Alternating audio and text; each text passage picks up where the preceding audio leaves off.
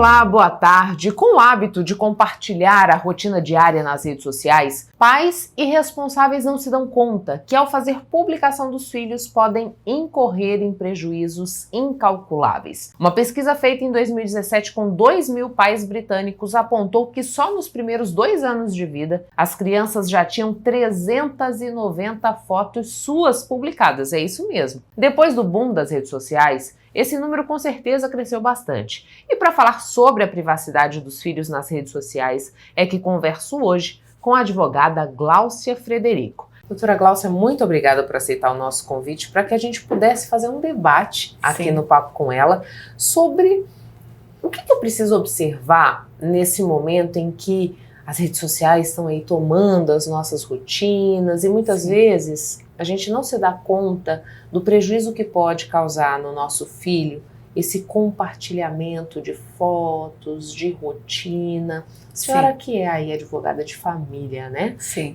Como que a gente deve encarar essa realidade? Até onde a gente pode ir nesse procedimento de compartilhar a nossa vida com quem quer que nos acesse? Sim, o mundo hoje ele é construído basicamente nas redes sociais. Então nós temos que entender que a nossa vida ela não vai girar em torno de algoritmo nem de likes. Então cabe a nós aí quem está assistindo, os pais que somos os responsáveis, os adultos a gerenciar isso. Hoje nós vivemos o que chama de sharing em inglês, um termo, que é esse compartilhar o cotidiano dos filhos. Alguns filhos já saem da maternidade com o nascimento compartilhado, toda essa rotina compartilhada dia a dia. Esse compartilhar não sendo em excesso e respeitando o quê? A integridade dessa criança, esse adolescente, pensando no bem-estar dele, pensando como é que ele entende isso, se ele fica à vontade ou não, tudo bem. Agora tudo que é over, tudo que é demais, a gente precisa repensar. Então, alguns cuidados são importantíssimos. Por exemplo, nós precisamos trabalhar a questão do emocional, né? Qual o aparato emocional dessa criança, desse adolescente que está em desenvolvimento. Então, ela,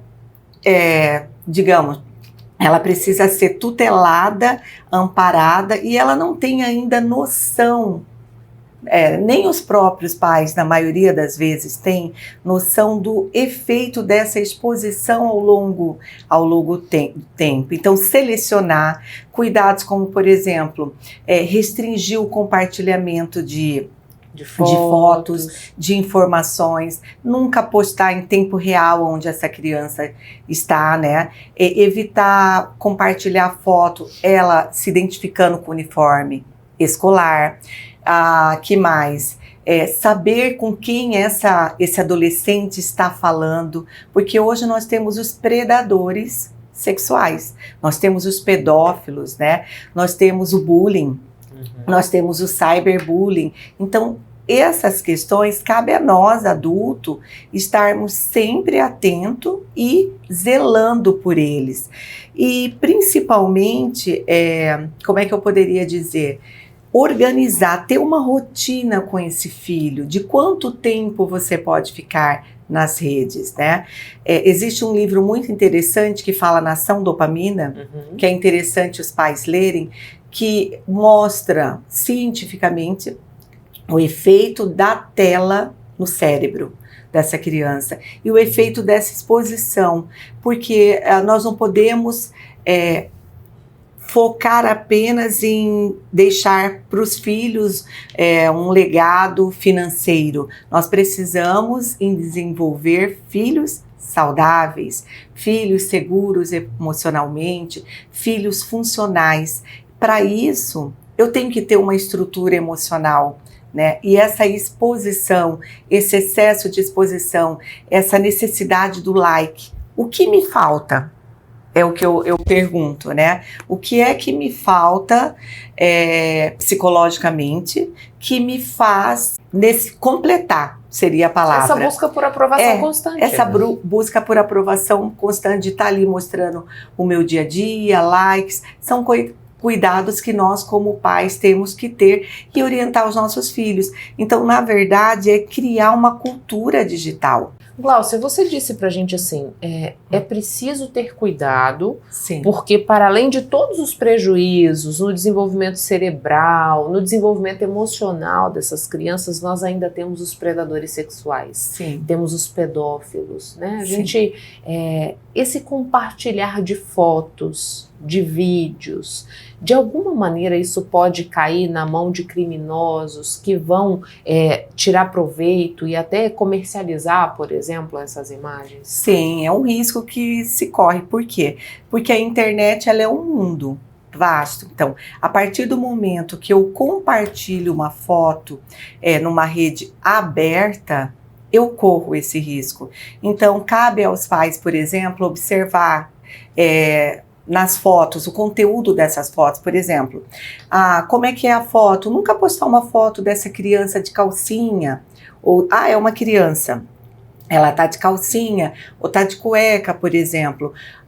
Fotos que possam trazer essa conotação sexual ou sensual, que é justamente isso que eles buscam.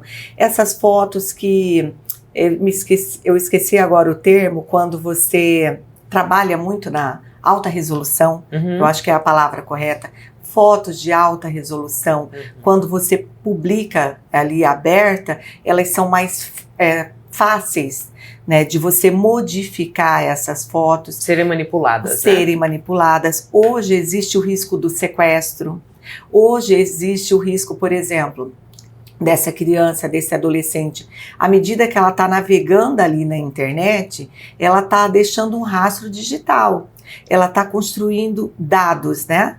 Coleta de dados dela, e de repente ela pode estar trocando um diálogo com uma pessoa mal intencionada, né? E futuramente ser inclusive vítima de chantagens emocionais e outras questões que são reais. A gente acredita assim, isso acontece, mas é matéria de televisão. Não, isso acontece. Tá longe, né? Não espera acontecer na sua casa, né? Pra gente decidir abrir os olhos e restringir o cerco ali com os nossos filhos.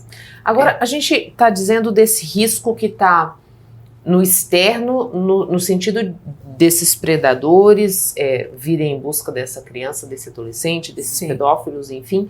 Mas a gente pode trazer um tipo de sofrimento para essas famílias reconstruídas também, né, doutora Glaucia? Com certeza. Quando a gente não observa esse compartilhar, esse dividir, porque talvez uma mãe se incomode com aquilo, né? A senhora pode falar um pouco disso? Sim, hoje nós temos muitas famílias recompostas, né? Então, os pais se separam e aí constroem novas famílias. A partir do momento que eu tenho um novo marido, ele é o padrasto do meu filho, ele faz parte da família, entende? Então, ok. Algumas pessoas costumam me questionar muito, é muito comum isso para mim. Principalmente agora, final de ano, eu recebi vários questionamentos. Doutora, como faço para impedir né, que a madrasta do meu filho compartilhe fotos dele no Instagram dela? Bom, se o pai autoriza, tudo bem. Pode compartilhar. Se essa criança, se esse adolescente está à vontade, tudo bem. Manifestações de carinho, de afeto, que assim, não exponha essa criança, tudo bem. Não há como impedir, né? Hoje, inclusive, como um ponto positivo das redes, é a questão da visita virtual. Então, vamos lá. Na guarda compartilhada. Se um dos pais mora em uma outra cidade, é possível construir essa visita virtual. Ela não vai substituir a convivência, muitos ainda falam visita, mas o termo apropriado é convivência, a convivência presencial. Mas não havendo essa possibilidade, se um deles está num outro país ou se um deles está numa outra cidade, você pode, para estreitar laços, amenizar a distância, acompanhar o desenvolvimento desse filho, fazer isso por aplicativos, por exemplo, Skype, Facebook, WhatsApp e outras formas. Então, a gente precisa olhar de uma forma global, né? As redes sociais e agora a inteligência artificial chegando com tudo. Nós podemos dizer assim, que nós estamos vivendo a primeira era. E nessa primeira era o impacto já é bem grande. E nós vamos sentir cada vez isso mais presente nas nossas vidas. Então é algo que não dá para tirar. Mas nós precisamos o quê? Analisar o conjunto e ver o que é positivo, ajustar esse positivo e amenizar os riscos disso transformar de repente num vício, né? Essa criança, esse adolescente, ele não quer mais leitura, ele tem comprometimento no colégio, ele não quer mais uma atividade de jogar bola, de brincar, de interagir com outras pessoas, porque ele quer ficar preso ali ou no celular, ou num tablet, ou num joguinho, ou numa tela, refém, né? Que se torna refém, e você passa a construir uma vida paralela, além do real. Né? E nós precisamos entender como pais que os nossos filhos precisam de limite, precisam de frustração, precisam do tédio, precisam vivenciar tudo aquilo que faz parte do amadurecimento de uma pessoa saudável, porque nós estamos construindo uma sociedade, né? E nós não podemos deixar que o algoritmo determine as regras. Somos nós que definimos os limites e quem está no controle, não é? Doutora Gláucia, quando a gente pensa no ECA e toda essa questão que a senhora trouxe, né? Sim. Dessa exposição, da invasão de privacidade, dessa possibilidade de colocar a vida dessa criança em risco, Sim. Esses pais, eles podem ser responsabilizados de alguma maneira? Podem ser responsabilizados.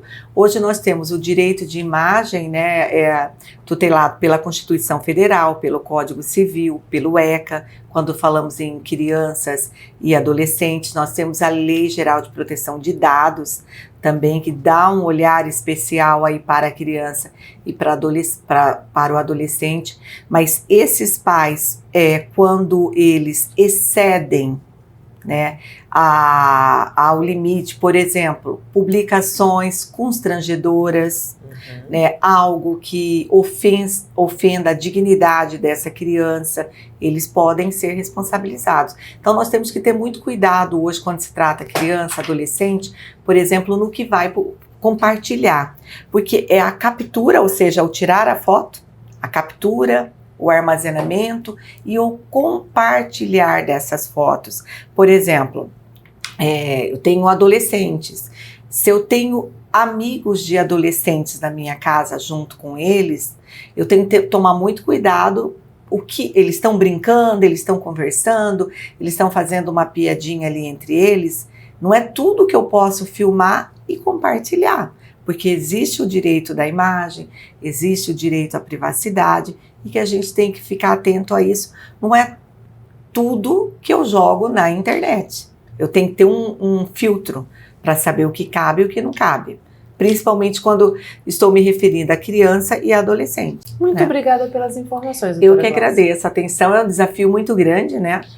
As mães que estão aí nos assistindo, eu também tenho adolescentes, e o que eu costumo dizer assim, a gente precisa construir uma cultura digital. A escola precisa estar aliada aos pais, né, para orientar.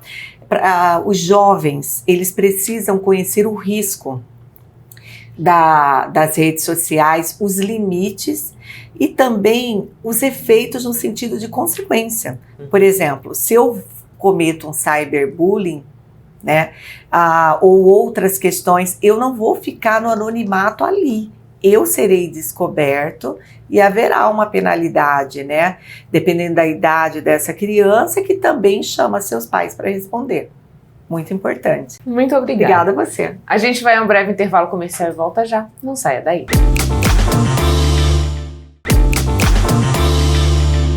Você já ouviu falar do love bombing ou bombardeio de amor? A prática pode ser usada como uma forma de manipulação e costuma envolver, na maior parte das vezes, casais. Para entender mais desse assunto aqui, recebo agora a psicóloga Sandra Abdala. Sandra, muito obrigada por ter aceitado o nosso convite para que a gente trouxesse mais informações do que é esse love bombing ou bombardeio de amor que vira e mexe a gente vê sendo muito bem discutido nas redes sociais, né? A gente pode trazer o que seria a caracterização desse bombardeio, né? Quando eu devo ligar o sinal de alerta de que aquele comportamento está excessivo?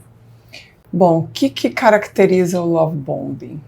É o exagero, né? É aquela pessoa que você encontra e de uma hora para outra ela diz que ela é a sua alma gêmea, né?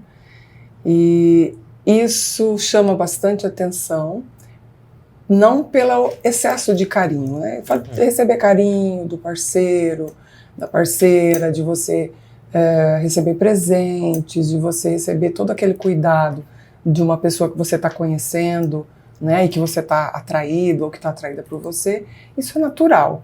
Mas aqui no Love Bombing a gente não está falando de uma coisa que acontece com o tempo, que as pessoas vão se conhecendo e elas vão amadurecendo a relação, vão se entendendo, vão entendendo quais são os projetos de vida de um, de outro. A gente está falando de uma relação que de um momento, logo primeiro, a pessoa ela está bombardeando a outra de carinho, de elogios, de presentes, de presença, né? E isso é o que chama atenção e é característico do love bombing. Por trás desse comportamento, a gente pode dizer que existe uma intenção de manipulação? Com certeza. Com certeza. O love bombing ele está dentro da característica do comportamento narcisista, né? E um bom narcisista é uma pessoa que usa de artifícios para controlar e manipular, né? O love bombing ele é parte desse comportamento do narcisista. Então, quando ele encontra alguém, vamos dizer, vulnerável, quem são as pessoas? Podemos, né? A pessoa pode perguntar quem é vulnerável, quem é um alvo, né? Um possível alvo para o love bombing, né, no narcisista. Geralmente pessoas que estiveram em relacionamentos difíceis, né, em relacionamentos em que a pessoa não foi bem, né, o relacionamento não foi bem. E ela está muitas vezes com a autoestima baixa. E o narcisista, a gente sempre diz que ele fareja, né? O narcisista ele tem essa percepção do alvo em quem ele vai fazer como vítima para que ele se sobreponha, né? Para que ele domine, para que ele controle, para que ele manipule. E o love bombing é um artifício do narcisista para o controle e manipulação dessa pessoa. Agora, Sandra, essa não é uma constante, né? Esse comportamento. Porque assim, você disse pra gente, logo de cara, a pessoa é verdadeiramente bombardeada por esse afeto, por essas demonstrações excessivas. Mas chega um momento que nesse jogo de manipulação, esse tipo de tratamento oferecido, ele muda de uma hora para outra, não é isso? Exato, exato. São dois momentos, né? No primeiro momento é esse exagero, né? Esse excesso, né? E quando ele percebe que a pessoa está sob o domínio, como vamos dizer assim, a pessoa caiu nas garras, né? Ela foi seduzida, ela está completamente entregue à relação, porque ela acredita que aquela pessoa está perdidamente apaixonada, ela começa a acreditar naquilo, né? Naquele exagero. E é aí que a pessoa, ele entende que ele já está no controle da situação. E quando ele entende que ele está no controle, é quando ele muda. É quando ele, do excesso, do exagero, do carinho, da atenção, do cuidado, do amor, ele passa a indiferença, né? Ele passa a crítica, ele passa a, muitas vezes, a agressividade, né? E esses são os dois momentos que são comuns, que são característicos, né? A gente pode dizer que vai do 8 ao 80. Sim, e quando ele percebe, enquanto ele está vendo que a vítima, que a presa não está ainda sob o controle dele, ele está na sedução. Porque ele precisa ganhar o quê? Ganhar a confiança do outro. E o outro, quando cai nessa armadilha, aí vem aquela coisa da culpa, né? Porque se ele cria uma confusão mental, cria um tornado, um turbilhão emocional dentro da pessoa, porque fica confuso. Ela Como se sente assim? responsável pela mudança do Exato, é comportamento. onde ela começa a se culpar. O que eu fiz? Onde eu errei? O que aconteceu que ele está desse jeito? Por que mudou? E aí ela começa a procurar nela o erro. E ela se sente culpada. E muitas vezes, por se sentir culpada, ela quer recorrer a um recurso de compensar. E muitas vezes é aí onde ocorrem os abusos. Porque ela começa a fazer coisas que ela não fazia na relação. De repente, começa a abandonar amigos. De repente começa a distanciar da família, e vem o isolamento. De repente, práticas sexuais que antes não eram aceitas, ela aceita para agradar, uma forma de recompensar, para ver se muda. Então, aí os abusos emocionais, eles começam também a acontecer por conta da situação da culpa. Sandra, a gente pode dizer que esse tipo de comportamento, ele predomina em homens ou mulheres, ou isso não tem um destaque, né? Eu digo assim, o love bombing, ele é feito por quem mais? Prevalece nos homens. O que não quer dizer que não existam mulheres que são narcisistas, mas prevalece nos homens. E qual que é o prejuízo para a vítima dessa ação? É o destroçamento emocional, né? Fica um trauma, fica uma pessoa insegura, fica uma pessoa com uma autoestima extremamente abalada, porque ela se viu vulnerável, entregue a uma relação que ela acreditou e de repente aquilo não era verdade. E ela já vinha de um relacionamento que não tinha sido bom. Exato. Né? Então a autoestima da pessoa, a questão emocional, afetiva, a credibilidade nela mesma, o autoconceito, isso tudo fica muito prejudicado. Né? E é aí onde a gente recomenda que as pessoas procurem, né? Procurem ajuda. Como é que as pessoas às vezes falam, como é que a gente vai identificar, né, isso, né? A gente as pessoas que estão aí como dizem, na pista, né? E estão às vezes em busca de um companheiro, ou simplesmente acontece, né? E como identificar, né, isso? A gente não está dizendo que os relacionamentos são todos assim, que as pessoas, todos os homens ou as pessoas vão passar por isso. Isso não acontece assim de forma corriqueiramente, mas acontece. E como em que eu vou prestar atenção, né? O que acontece? Quando a pessoa ela não tem muito conhecimento sobre ela própria, ela não está com o autoconhecimento em dia, vamos dizer assim, né? Ela não se conhece bem, ela não está bem emocionalmente, né? Ela não fica muito atenta às suas próprias questões, às suas próprias vulnerabilidades, porque quando a gente se conhece, a gente sabe onde a gente vai bem e onde a gente não vai. Onde a gente tropeça, Onde a gente tropeça, exato. E quando ela não faz isso, ela se torna uma pessoa bastante vulnerável. Então, mas como identificar? Todas as vezes que eu senti que eu estou desconfortável com esse exagero. Né? Porque existe aquilo que é, como eu disse, natural, normal de uma relação. As pessoas se conhecem, elas vão amadurecendo a relação, elas vão se conhecendo melhor, um dá tempo para o outro, cada um tem a sua individualidade, com família, com as suas coisas, com seus amigos, com o seu trabalho. Não há um isolamento. Né? Exato. As coisas vão acontecendo no tempo natural de cada um e vão respeitando o tempo de cada um. No love bombing, não. Né? Então, quando sentir o desconforto, Tem uma autora que diz assim, confia na sua intuição.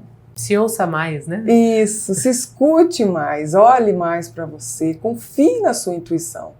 Se algo está dizendo para você, está te mostrando esse desconforto, está dizendo para você que tem algo que não está legal, escuta. Escuta e dá um tempo para você avaliar essa relação, né, para você se olhar, né, ver o que é que está acontecendo com você, o que você quer com essa pessoa, como você vai lidar com essa pessoa. Isso é importante, porque o que acontece? Muitas vezes, pelo lado carente, né, eu aceito porque eu estou precisando daquilo. E ele fala exatamente aquilo que muitas vezes eu estou precisando. Ouvir, estou querendo me sentir. Agora, deixa eu te fazer uma pergunta. Porque assim, pelo menos na minha época, quando a gente era criança, o que a gente sempre assistia nos desenhos animados, né? Ou nos filmes das princesas, era aquele príncipe encantado, que muitas vezes era o amor à primeira vista e que justifica esse tipo de comportamento, que é o bombardeio de amor, né? É dizer tudo que eu quero ouvir, é fazer tudo que eu sempre sonhei. Isso de alguma maneira interfere também nesse processo? Aquilo que a gente foi tendo contato desde a infância, de alguma forma a gente naturalizou ou romantizou o que seria uma relação, o que seria o ideal de um companheiro, por exemplo? Michele, o que eu penso sobre isso? Olha, eu não acredito que não tenha alguém que não tenha essa questão romântica dentro dela. Seja homem ou seja mulher, seja qualquer gênero. Né? As pessoas geralmente elas querem alguém para quê? Para dividir, para compartilhar, para conversar, para conquistar, para realizar, né? Então, o desenho ele pode ter interferido na fantasia, né? Na fantasia, porque o desenho é pura fantasia, né? Agora, como que você lida com aquilo? Porque da realidade, você tem a realidade, você sabe que a realidade não é aquilo. Você sabe, nem todo mundo sabe. Mas a gente precisa estar atento ao que é real e ao que é fantasioso. Né? Saber fazer essa separação. Saber entender que, olha, a gente quer uma pessoa, você quer uma pessoa. Tem gente que quer ser só, né? Mas a grande maioria quer ter alguém. As canções aí, as músicas, elas estão aí, a maioria fala de quê? Fala de amor perdido, fala de uma desilusão, fala de alguém que ama muito, né? Então é da gente, nós somos seres constituídos para dividir, para estar com, né? Então quando você fala, será que isso influenciou? Penso que pode ter influenciado, mas eu também penso que cada um, né, dentro da tua criação, da sua influência, né, também precisa ter esse olhar. Eu sempre falo uma coisa, que nós somos muito mal educados emocionalmente. Sim. Né? E nós sempre, pelo menos eu fui educada dizendo você, porque você fez isso, porque você fez aquilo, porque você é culpado, porque você falou aquela coisa, sempre com o dedo apontado. Buscando um responsável. Buscando culpar alguém. A gente adora culpar alguém. Mas a gente não tem o movimento do pra si. Né? E trabalhar com um casal, por exemplo, é você ajudá-los a mudar essa lógica, a olhar mais para si. Porque quando eles chegam para terapia, é porque ele faz isso, ou porque ela faz isso, porque cada um está apontando para o outro, né? Então a questão da educação emocional, ela é muito importante porque ela ajuda você a olhar para as suas coisas. Né? Ajudar, a gente fala a linguagem do eu, né? Então, quando a gente tem essa educação, a gente também consegue sair um pouco disso que você disse, dessa fantasia, né? Porque aquilo eu tô vendo é ali, mas aqui é como? Aqui eu sinto o quê? Aqui eu tenho como referência o quê? Né? Aqui os meus modelos, os meus valores, o que eu sinto, o que eu penso, né? Então, acho que é mais assim que eu penso. Tá certo. Muito obrigada pelas Eu que informações agradeço. aqui no Papo com Ela. Eu acredito que vai ajudar a gente a ter mais atenção nesse processo de relacionar-se, né? Até com a gente mesmo. É isso aí. A gente vai a um breve intervalo comercial e volta já. Não saia daí.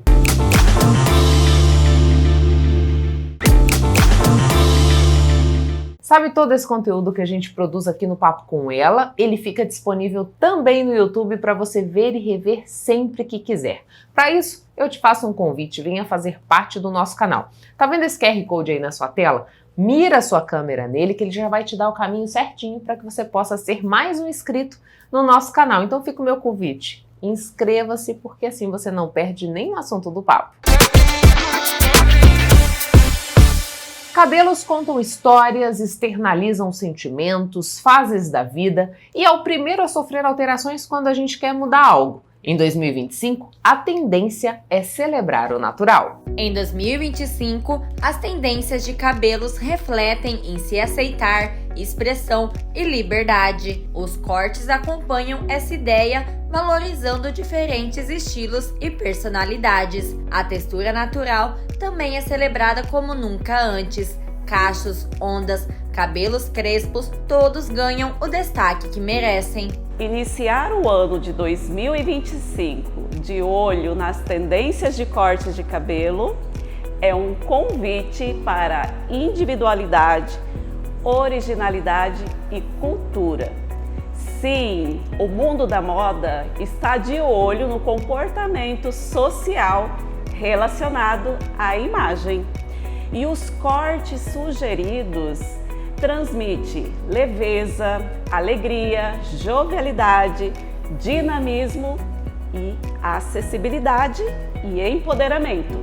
Estou falando do cabelo natural. Iniciar o ano de 2025 de olho nas tendências de cortes de cabelo é um convite para individualidade, originalidade e cultura, especialmente para quem tem cabelos naturais. Estou falando aí dos cabelos cacheados. O mundo da moda está de olho sim no comportamento social em relação à imagem. Lembrando que tudo que está próximo do nosso rosto é uma ferramenta poderosa de comunicação visual.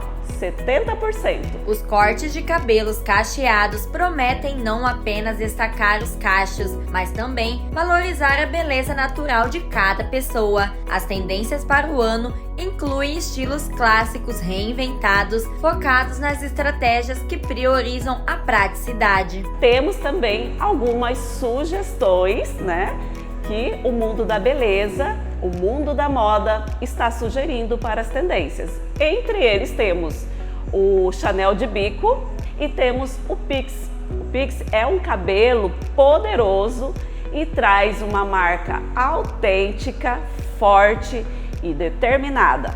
Você, mulher que está em busca desses propósitos, pode sim pensar em um corte estratégico de acordo com o seu estilo de vida e objetivo de imagem, pensando principalmente na praticidade, o quanto que esse cabelo ele tem que ser prático no seu dia a dia. O mundo da moda apostou nessa estratégia de praticidade, permitindo que as pessoas não dependam do salão. Essa técnica é perfeita para adicionar leveza e um toque de dinamismo elegante ao visual. As sugestões de cortes de cabelo para 2025 é um convite para trabalhar a leveza, a praticidade principalmente. Porque quando fazemos um corte de cabelo que não tem uma orientação para o seu dia a dia, mentalmente nós relacionamos que esse corte ele só ficará bom se eu retornar ao salão. E o mundo da moda está de olho nisso, porque as pessoas estão buscando realmente praticidade no seu dia a dia. Então é fundamental pensar sim nessa praticidade unindo estilo de vida, cultura e originalidade. O Hospital de Câncer, referência no tratamento oncológico aqui em Mato Grosso, está precisando de auxílio para manter o estoque de alimentos e faz um apelo à comunidade. O Hospital do Câncer de Cuiabá está enfrentando dificuldades para manter o estoque de alimentos. A instituição precisa de itens básicos para oferecer refeições a pacientes em tratamento e seus acompanhantes, muitos vindo de outras cidades e com poucos recursos. O Hospital de Câncer de Mato Grosso, esse ano completa 26 anos de história. Somos referência no estado de Mato Grosso no tratamento, diagnóstico e prevenção. E para continuar levando esse tratamento de qualidade humanizado, precisamos muito da sociedade mato-grossense, com a ajuda também de alimentos, que nesse momento está muito embaixo no estoque. Só para vocês terem uma ideia, somente de arroz aqui no Hospital de Câncer é consumido em média 2,5 toneladas de leite, 2.500 litros de leite por mês. Então assim, é um consumo muito elevado e por esse motivo precisamos muito da ajuda da sociedade mato-grossense. Todos os alimentos é de grande utilidade para o Hospital de Câncer, desde o básico como arroz, fubá, feijão, farinha, tudo é bem-vindo. Mas nesse momento são suco concentrado, feijão, arroz e leite, são o que está mais embaixo no estoque nesse momento e precisamos muito da colaboração da população nessa ajuda. O hospital realiza a distribuição de mais de 1.000 refeições diárias e você pode contribuir de maneira mais acessível, seja entregando sua doação diretamente ao hospital ou realizando uma transferência via Pix. O Hospital de Câncer serve refeição para os pacientes, que são em média 6 refeições por dia, e acompanhantes 3 refeições, além dos colaboradores do Hospital de Câncer, que em média, são em média 600 colaboradores trabalhando para funcionários aqui 24 horas por dia. Quero aproveitar a oportunidade de convidar toda a sociedade mato-grossense,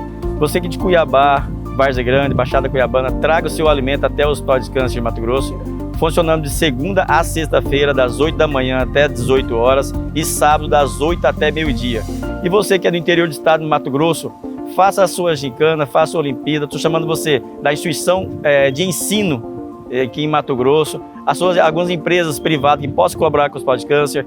Temos empresas parceiras como a Carvalima Transporte, então você pode fazer sua ação solidária no seu município, arrecadar todo esse alimento e trazer para o Hospital de Câncer de Mato Grosso. E você que é do interior do estado de Mato Grosso, não pode trazer seu alimento até o Hospital de Câncer, pode fazer sua doação por meio do Pix, que a nossa chave é o CNPJ 24 672 792 1000 ao contrário 09. E qualquer dúvida, entre em contato pelo nosso canal de WhatsApp, que é 659 8435 0386. O hospital também conta com outros meios de doações, por meio de projetos de arrecadação de itens eletrônicos e parcerias com empresas. Temos uma campanha chamada Campanha Leve, que é a arrecadação de lixo eletrônico, que funciona aqui mesmo no Hospital de Câncer. Você que está em Cuiabá ou Várzea Grande, tem algum eletrônico que não está em desuso, está estragado, pode trazer até o Hospital de Câncer, que esse material se torna recurso para o Hospital de Câncer e nós adquirimos instrumentos cirúrgicos e equipamentos cirúrgicos para a manutenção da instituição. E você, empresário, queira fazer parceria com o Hospital de Câncer, convocamos você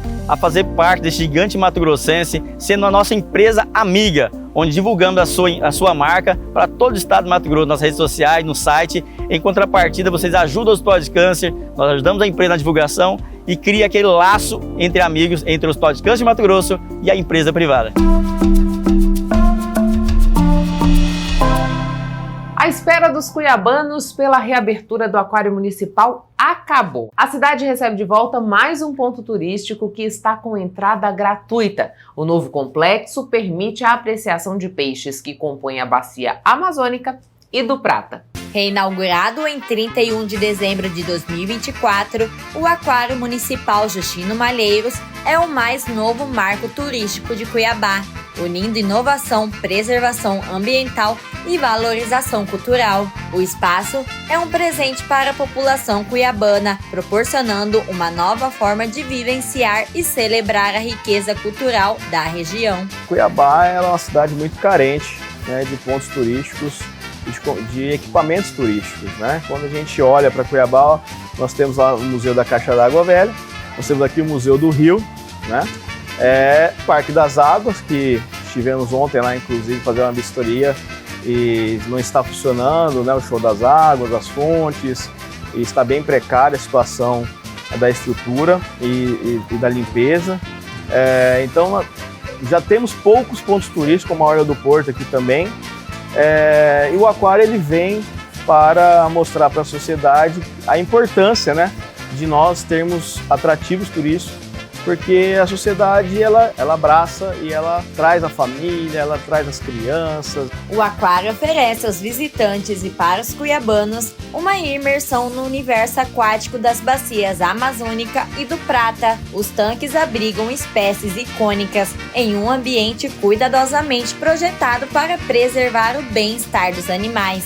A gente precisa reconhecer, né, que internamente a área do aquário ficou muito bonita, com mais de 600 peixes ali, de 40 espécies diferentes, de 3 biomas, tem um bioma da Amazônia, do Pantanal e do Cerrado.